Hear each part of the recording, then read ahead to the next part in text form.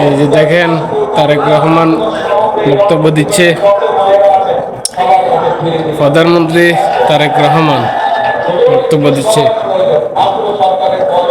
দিনাজপুরে আজকে খাল খনন করতে গিয়েছে, দেখেন লক্ষ লক্ষ মানুষ।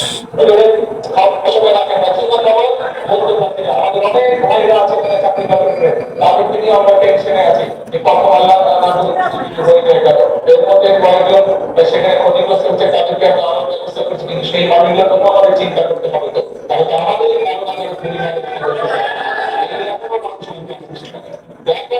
এই যে এই যুদ্ধ শুরু হওয়ার কারণে স্বাভাবিকভাবে দেশের অর্থনীতির উপরে একটু চাপ পড়েছে।